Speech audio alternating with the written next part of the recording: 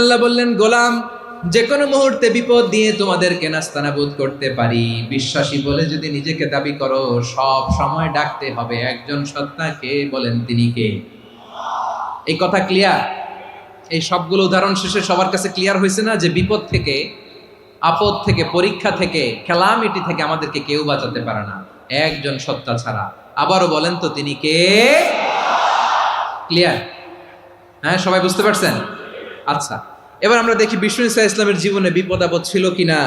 উনি বিপদ আসলে কিভাবে ডিল করতেন, বিপদ আসলে কোন দোয়া পড়তে হয়, কিভাবে ফরিয়াদের হাত উত্তোলন করতে হয়, কিভাবে রবের দরবারে নতজানু হয়ে ফরিয়াদ করতে হয়, এটা জানার দরকার আছে না নাই? আসুন আমরা বিষ্ণুনবীর জীবনী থেকে দেখি বিপদ আসলে উনি কি করতেন। বিপদ আসলেই প্রথমে বিষ্ণু ঈসা ইসলাম একটা দোয়া পড়তেন। কি পড়তেন? তিনি পড়তেন ইন্না লিল্লাহি ওয়া ইন্না ইলাইহি রাজিউন। নিশ্চয় আমরা আল্লাহর জন্য, নিশ্চয় আমরা কার দিকে ফিরবো ভাই? আবার কার দিকে ফিরবো? আওয়াজ করে বলুন তো, আমরা এসেছি কার কাছ থেকে, আবারও ফিরে যাব কার কাছে? এজন্য বিষ্ণুই পড়ছেন ইন্না লিল্লাহি ওয়া ইন্না ইলাইহি রাজিউন। নিশ্চয় আল্লাহর জন্য, ওই আল্লাহর দিকেই আমরা ফিরে যাব। তারপরে বিষ্ণুই পড়তেন আল্লাহুম্মা আজুরনি ফি মুসিবাতি ওয়াখলুফ লি খায়রাম মিনহা। একসাথে প্রথমে পড়তেন ইন্না লিল্লাহি ওয়া ইন্না ইলাইহি রাজিউন, তারপর পরে পড়তেন আল্লাহুম্মা আজুরনি ফি মুসিবাতি ওয়াখলুফ লি খায়রাম মিনহা। মানে আল্লাহ, এই যে আমি বিপদে ধৈর্য ধারণ করলাম, এটার সব তুমি আমারে দাও, আর যেটা হারালাম এর চেয়ে ভালো কিছু দিয়ে মেকআপ করে দিও, ভালো কিছু দিয়ে বদল করে দিও। সুবহানাল্লাহ পড়েন। তাহলে বিপদ আসলে আমরা কি পড়ব? কথা বলেন। এই যে আমি শুয়েছিলাম, নাশিদ গাচ্ছিল ওরা, এদেশে পরস্পরে দেখা হলে দেয় সালাম, এদেশে আমজনতার হৃদয় জুড়ে পাকালাম, এদেশে বিপদ এলে সর্বজনে সর্বক্ষণে দোয়া পড়ে ইন্না লিল্লাহ। কি পড়ে? সুবহানাল্লাহ সুবহানাল্লাহ সুবহানাল্লাহ সুবহানাল্লাহ। এদেশে আজান শুনে সূর্য ওঠে শহর গ্রামে, এদেশে আজান শুনে সূর্য ডুবে সন্ধ্যা নামে, এদেশে সকল কাজে সবাই বলে বিসমিল্লাহ, এদেশে ভালো কিছু দেখে শুনে হাসি মুখে সবাই বলে মাশাআল্লাহ। সুবহানাল্লাহ পড়েন। তাহলে বিপদ এলে আমরা কি পড়ি? কথা বুঝলে সবাই উত্তর দিতে হবে। বিপদ এলে কি পড়ি? তাহলে বিপদ এলেই আমরা এখন থেকে ইন্না লিল্লাহ পড়বো, নাকি হাই হুতাশ করবেন? একদল আছে হাই হুতাশ করে, হায় আল্লাহ রে, মোর কি হইল রে, মই কি হরমু রে, মই কমবে জামু রে। আছে না নাই? এরকম বিলাপ করতে নিষেধ করেছেন বিশ্বনবী। কি করব, কই যাব, কি হবে, হায় হায়, এরকম হাহুতাশ আছে না নাই? বিশ্বাসীরা হাহুতাশ করে না, তারা ইন্না লিল্লাহ পড়ে। কি পড়ে? মনে থাকবে? আমরা পড়ব ইন্না লিল্লাহি ওয়া ইন্না ইলাইহি রাজিউন। নিশ্চয়ই আমরা আল্লাহর জন্য, আমরা আল্লাহর দিকেই ফিরে যাব। এরপর পড়ব আল্লাহুম্মা আজুরনি ফি মুসিবাতি ওয়াখলুফ লি খায়রাম মিনহা। আল্লাহ, আমি যে বিপদে ধৈর্য ধারণ করলাম এটার সওয়াব দিও, আর যা হারালাম তার চেয়ে ভালো কিছু দিয়ে বদল করে দিও। সুবহানাল্লাহ পড়েন। বিশ্বনবীর হাদিস শুনলেন উম্মে সালামা রাদিয়াল্লাহু তাআলা আনহা। ওনার স্বামী হলো আবু সালামা। মজার ঘটনা খেয়াল করে শুনেন আমার প্রিয় কলিজার টুকরা ভাইয়েরা। কানগুলো খরগোশের কানের মতো খাড়া করে আমার দিকে তাকান। সাইয়্যিদাতুনা উম্মে সালামা রাদিয়াল্লাহু তাআলা আনহা, ওনার স্বামীর নাম আবু সালামা। শ্রেষ্ঠ দম্পতি, শ্রেষ্ঠ ফ্যামিলি। প্রথমে হিজরত করেছিলেন হাবাসায়, পরে হিজরত করেছেন মদিনায়। উহুদ যুদ্ধের পরে ওনার স্বামী আবু সালামা ইন্তেকাল করলো, শহীদ হলো। সুবহানাল্লাহ পড়েন। যখন আবু সালামা ইন্তেকাল করল, উম্মে সালামা রাদিয়াল্লাহু তাআলা আনহা কেঁদে কেঁদে হয়রান। আর নবীর শিখানো বাণী অনুযায়ী তিনি বারবার পড়ছিলেন ইন্না লিল্লাহ। কি পড়ছিলেন? মুই কই যামু, কি হরমু, এগুলো বলে নেই। কি বলছে? ইন্না লিল্লাহ। যেহেতু বিশ্বনবী বলেছেন কেউ যদি বিপদের প্রথম ধাক্কায় পড়ে ইন্না লিল্লাহি ওয়া ইন্না ইলাইহি রাজিউন, আল্লাহুম্মা আজুরনি ফি মুসিবাতি ওয়াখলুফ লি খায়রাম মিনহা, তাহলে এই বিপদে যে সে যা হারালো তার চেয়ে শ্রেষ্ঠ কিছু দিয়ে আল্লাহ তার বদল দিয়ে দিবে। এই হাদিস শুনে উম্মে সালামা রাদিয়াল্লাহু তাআলা আনহা ওনার প্রাণ প্রিয় স্বামী আবু সালামার ইন্তেকালের পরে চোখের পানি ছাড়ে আর পড়ে ইন্না লিল্লাহি ওয়া ইন্না ইলাইহি রাজিউন আল্লাহুম্মা আজুরনি ফি মুসিবাতি ওয়াখলুফনি খায়রাম মিনহা। বারবার এই দোয়া পড়ে চোখের পানি ছাড়ে, এই দোয়া পড়ে চোখের পানি ছাড়ে, আর মনে মনে বলে আবু সালামার মতো ভালো মানুষ মদিনাতে নাই, আবু সালামার চেয়েও ভালো মানুষ মদিনাতে নাই, তার চেয়ে ভালো মানুষ কি করে আল্লাহ তাআলা আমারে দিবে, তার চেয়ে ভালো মানুষ তো আমি মদিনাতে দেখি না। চোখের পানি দিয়ে বুক ভাসায় আর নবীর হাদিসের উপর আমল করে পড়ে ইন্না লিল্লাহি ওয়া ইন্না ইলাইহি রাজিউন, ইন্না লিল্লাহি ওয়া ইন্না ইলাইহি রাজিউন। পড়তে পড়তে চোখের পানি ছাড়ে আর চিন্তা করে বিশ্বনবী বললেন এই দোয়া পড়লে যেটা হারালাম তার চেয়ে ভালো কিছু দিয়ে আল্লাহ পুরস্কার দেয়। আবু সালামার চেয়ে ভালো মানুষ মদিনার মধ্যে আর কে হতে পারে? কি আজীব তামাশা, কি অবাক করা ঘটনা। কিছুদিন পরে দেখা গেল সাইয়্যিদুল মুরসালিন রাহমাতাল লিল আলামিন স্বয়ং বিশ্ব নবী উম্মে সালামাকে বিয়ের প্রস্তাব পাঠিয়েছে। স্বয়ং বিশ্ব নবী উম্মে সালামা রাদিয়াল্লাহু তাআলা আনহাকে বিয়ের প্রস্তাব পাঠিয়েছেন। উনি রাজি হয়ে গেলেন, বিয়ে হয়ে গেল, উনি হয়ে গেলেন উম্মুল মুমিনিন, আমাদের মা, পুরো মুসলিম উম্মার মা। চিৎকার করে বলেন আল্লাহু আকবার। তাহলে আমার প্রাণপ্রিয় ভাইয়েরা, বিপদে পড়লে আমরা পড়বো ইন্না লিল্লাহি ওয়া ইন্না ইলাইহি রাজিউন আল্লাহুম্মা আজুরনি ফি মুসিবাতি ওয়াখলুফনি খায়রাম মিনহা। পড়বেন? পড়বেন না? যারা যারা বিপদ আসলে এই দোয়াটা পড়বেন এখন থেকে আওয়াজ করে ইনশাআল্লাহ বলেন। যা হারাইছেন তার চেয়ে শ্রেষ্ঠ জিনিস দিয়ে বদলা দিবে কে? বিশ্বাস হয়? একটু সন্দেহ লাগে মনে হয়, একটু সন্দেহ আছে? যাদের বিশ্বাস হবে তাদের কি আল্লাহ উত্তম বদলা দেবে, ঠিক কিনা বলেন? তাহলে বিপদে পড়লেই প্রথমে আমরা এটা পড়ব। দোয়াগুলো যদি এখন মুখস্থ না হয়, এই যে রেকর্ডিং হচ্ছে, পেয়ে যাবেন, কালকেই পেয়ে যাবেন। শুনে শুনে মুখস্থ করবেন। আমার মায়েরা, আমার বোনেরা, আপনাদের জন্য 3টি মাঠের অ্যারেঞ্জমেন্ট করা হয়েছে, আমি জানি। আপনারাও এই দোয়াগুলো পড়বেন, আপনার স্বামীকে শেখাবেন, সন্তানকে শেখাবেন, আপনার পুরো পরিবারটাকে জান্নাতের টুকরো বানিয়ে দিবে কে? তাহলে বিপদ আসলে প্রথমে কি পড়তে হবে এটা জেনে গেলাম। এরপরে বিপদ আসলে নিজেকে কি করে আল্লাহর কাছে সঁপে দিতে হয় এটাও জানার দরকার আছে না নাই? বিপদে প্রথমে ইন্না লিল্লাহ পড়লাম, ধৈর্য ধারণ করলাম, বিপদ থেকে উদ্ধারের সর্বোচ্চ চেষ্টা করলাম। আমার কাজ যখন শেষ তখন আমি আমার এই বিষয়টা আল্লাহর কাছে সঁপে দিব। কার কাছে সুপর্দ করব? কার কাছে?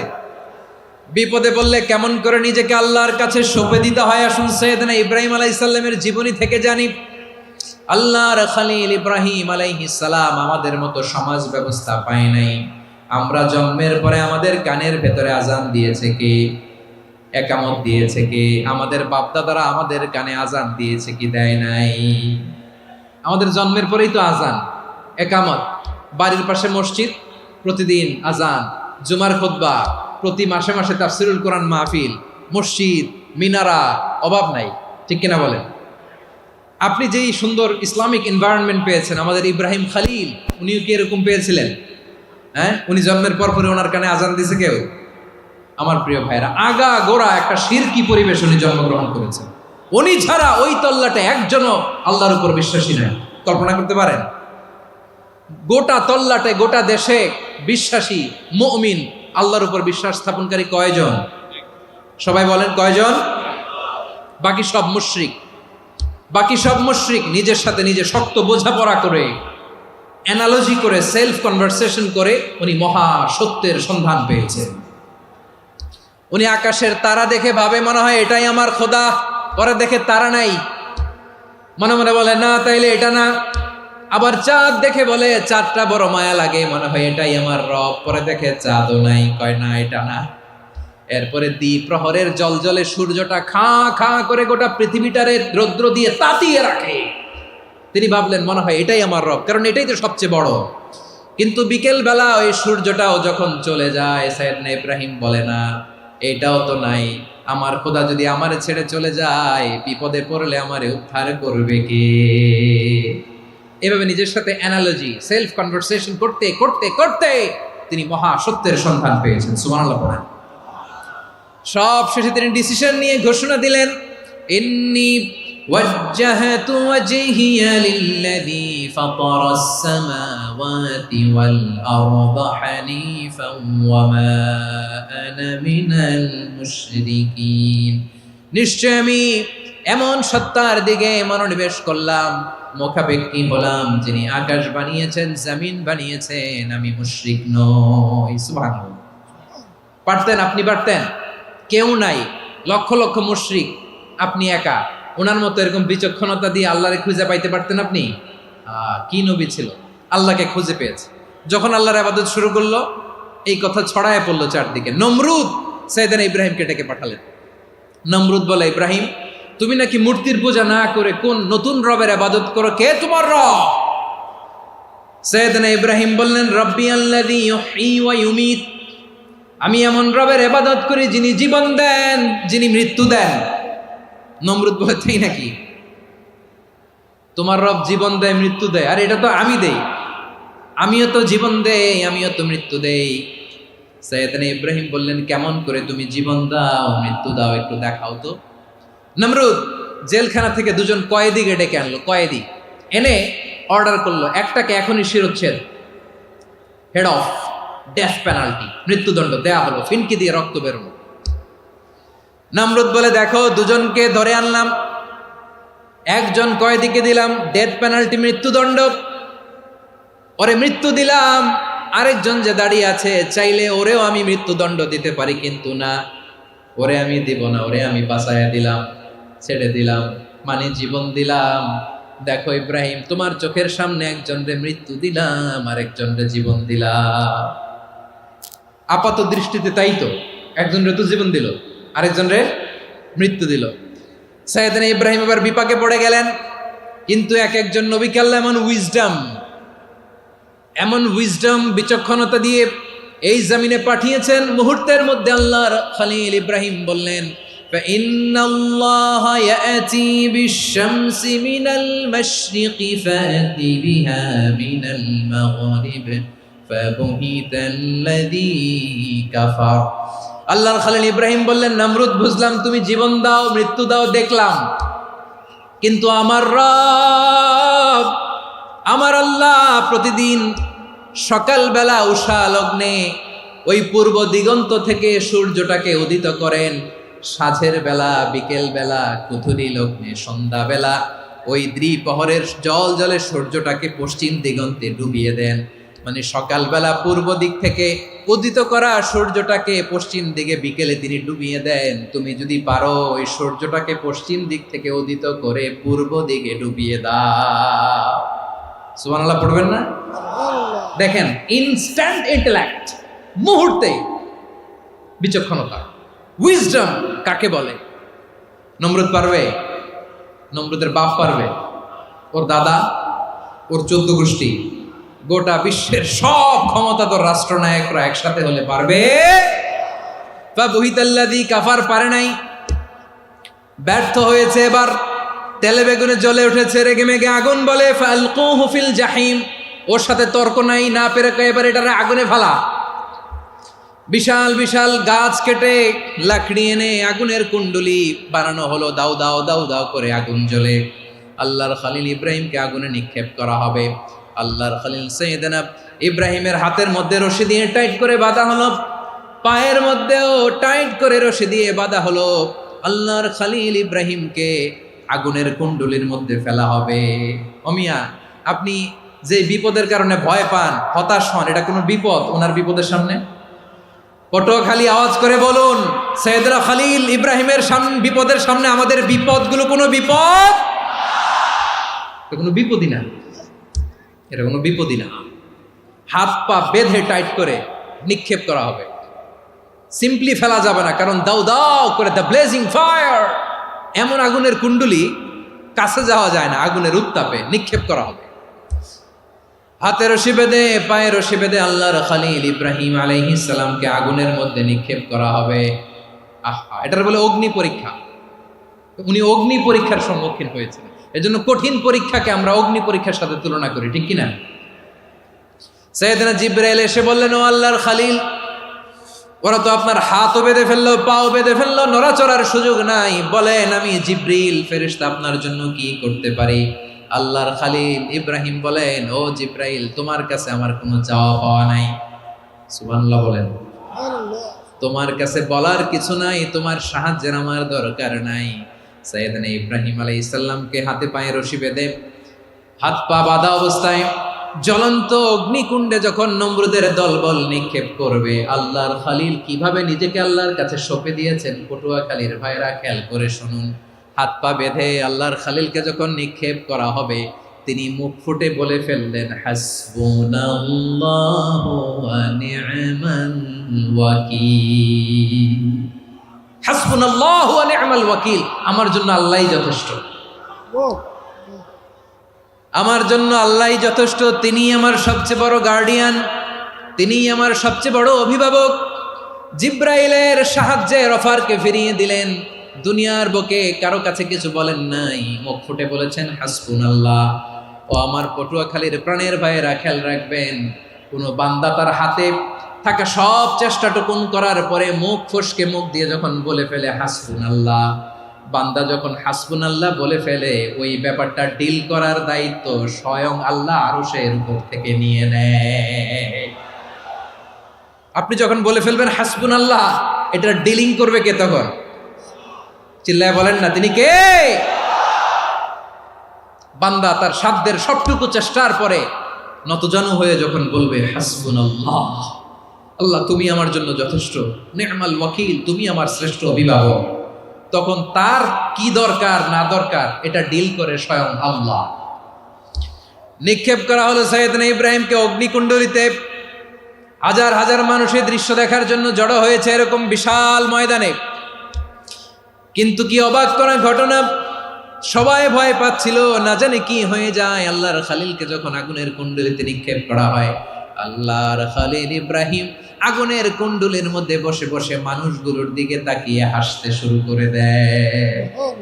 কারণ আকাশ থেকে রব্বুল আলামিন স্পেশাল ভার্ডিক্ট নাজিল করেছেন, স্পেশাল হুকুম জারি করেছেন, কুল্লা ইয়া নারু কুনি বারদান ওয়া সালামান আলা ইব্রাহিম। ও আগুন, খবরদার, সৃষ্টির শুরু থেকে তোকে একটা ধর্ম আমি বাতলে দিয়েছিলাম। তোর ধর্ম, আগুনের ধর্ম হলো যা পাবে জ্বালিয়ে সারখার করবে। আল্লাহ বলল, আগুন, তোর ধর্ম দিয়েছিলাম, তুই সব জ্বালিয়ে পুড়িয়ে সারখার করে দিবি, কিন্তু ক্ষণিকের জন্য আমি তোর জ্বালিয়ে দেওয়ার ক্ষমতাটাকে কেড়ে নিলাম, জ্বালিয়ে ভস্ম করে দেওয়ার ক্ষমতা আমি কেড়ে নিলাম। কুনি বারদান, ঠান্ডা হয়ে যা, কিন্তু এত বেশি ঠান্ডা হবি না আবার আমার ইব্রাহিমের জন্য সর্দি লেগে না যায়। সুবহানাল্লাহ, এত আস্তে বললে হবে? কুনি বারদান, বার্দ মানে বরফ, ঠান্ডা, ঠান্ডা হ, কিন্তু এত ঠান্ডা হবি না যাতে আমার ইব্রাহিমের কষ্ট হয়। আগুন বলে, আল্লাহ একবার বললাম ঠান্ডা হ, আবার বলো এত ঠান্ডা হবি না যাতে খালিলের সর্দি না লাগে। কেমন ঠান্ডা হব, কেমন এনভায়রনমেন্ট তৈরি করে দেব বলো? আল্লাহ বললেন, সালামান আলা ইব্রাহিম, আমার খালিল, আমার কলিজা, আমার ইব্রাহিমের জন্য তুই জান্নাতের গুল বাগিচা হয়ে যা। ও ভাই, নবী মুসার মতো ঈমান হলে রাস্তা হবে সাগর জলে, নবী ইউসুফের মতো ঈমান হলে একে একে দরজা খোলে, নবী ইব্রাহিমের মতো ঈমান যদি আজও থাকে বিদ্যমান, অগ্নিকুণ্ডে দেখতে পাবে খুবসুরত এক ফুল ভাগা। কুলনা ইয়া নারু কুনি বারদান ওয়া সালামান আলা ইব্রাহিম। বান্দা যখন মুখ দিয়ে বলে হাসবুনাল্লাহ, আমার আল্লাহ আমার জন্য যথেষ্ট, এই বলে যখন নিজেকে সঁপে দেয়, তার কি লাগবে ওই দায়িত্ব স্বয়ং নিয়ে নেয় কে? সবাই বলেন, স্বয়ং নিয়ে নেয় কে? তাহলে আমার প্রিয় ভাইরা, বিপদের শুরুতেই আমরা বলবো ইন্না লিল্লাহ। শুরুতে কি বলবো? এরপরে যেই বাক্যটা পড়ে নিজের পরিস্থিতিকে আল্লাহর দরবারে সঁপে দিব, সেটা হচ্ছে হাসবুনাল্লাহ। সেটা কি? বিষ্ণু বলেন, লা ইয়াজালু লিসানুকা রাতাবান মিন যিকরিল্লাহ, সব সময় আল্লাহর স্মরণ দিয়ে, জিকির দিয়ে জিহ্বাটারে সিক্ত রাখো। আর শয়তানু জাসিমুন আলা কলবি ইবনে আদম, শয়তান বনি আদমের কলবে খামচি মেরে বসে থাকে। ফাইদা যাকারাল্লাহ খানাসা, মানুষ যখন আল্লাহ স্মরণ করে জিকির করে শয়তান দৌড়ে পালায়। ওয়াইদা গাফালা ওয়াসওয়াসা, যখনই বনি আদম গাফেল হয় তখনই শয়তান তার হৃদয়ে ওয়াসওয়াসা দেয়। এজন্য বিপদে পড়লে ইন্না লিল্লাহ, নিজের সবটুকুন করার পরে, নিজের রোল প্লে করার পরে নিজেকে আমরা কি বলে সঁপে দিব? সবাই বলেন, সবাই বলতে হবে, আরো জোরে বলে, মনে থাকবে? বিপদে পড়লে প্রথমে ইন্না লিল্লাহ, এরপরে নিজেকে যখন সঁপে দিব তখন হাসবুনাল্লাহ। এরপরে কঠিন বিপদ যদি যখন বিশ্বনবী পড়তেন তখন কি করতেন? এমন বিপদ মাঝে মাঝে হয় না, দেয়ালে পিঠ থেকে যায়, চোখে মুখে অন্ধকার, কি করব দিশা খুঁজে পাই না, এরকম হয় কখনো? হ্যাঁ, আপনাদের হয়? হয় না?